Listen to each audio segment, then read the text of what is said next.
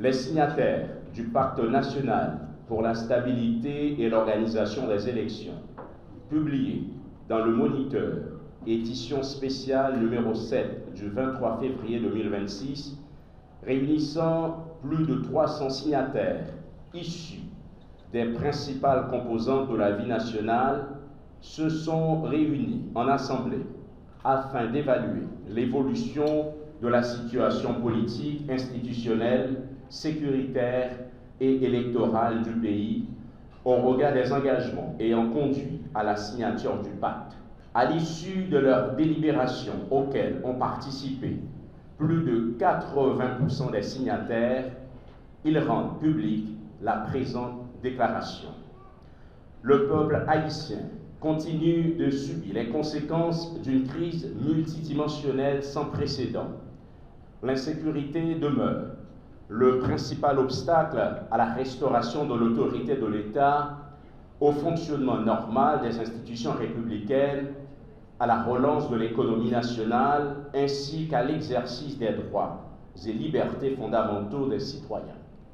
Chaque jour, des familles sont contraintes d'abandonner leur foyer, des entreprises ferment leurs portes, des écoles suspendent leurs activités et des communautés entières vivent sur la menace permanente des groupes armés.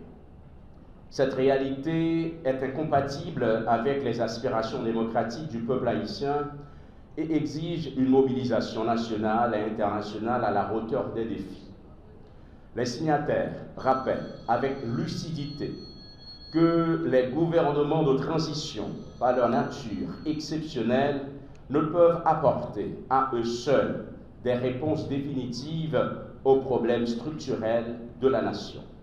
Leur mission fondamentale consiste à rétablir les conditions nécessaires au retour à l'ordre constitutionnel à travers l'organisation d'élections libres, inclusives, crédibles, transparentes et démocratiques.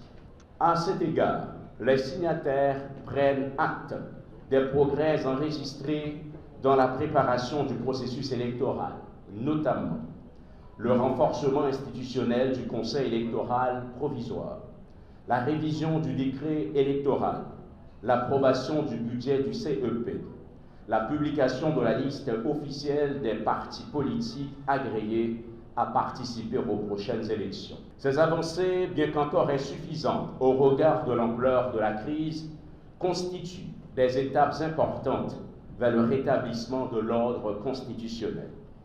Les signataires constatent également que plusieurs actions déterminantes en faveur de l'organisation des élections qui n'avaient pu être concrétisées au cours de la précédente transition, conduite par le Premier ministre Ariel Henry, malgré la mise en place du Haut Conseil de transition et sous l'autorité du Conseil présidentiel de transition, ont pu être réalisées sous le gouvernement dirigé par le Premier ministre Alix Didier Fizebé.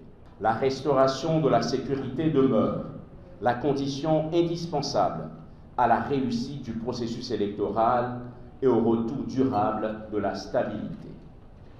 Les signataires réaffirment avec force que le pacte national est une œuvre collective fondée sur le dialogue, la collégialité, le pluralisme et le respect de la volonté démocratique de l'ensemble de ses adhérents. Le pacte national n'est pas la propriété d'aucune personnalité, d'aucun groupe, ni d'aucune organisation. Il appartient à l'ensemble de ses signataires et ne peut être instrumentalisé au service d'intérêts particuliers ou de considérations partisanes.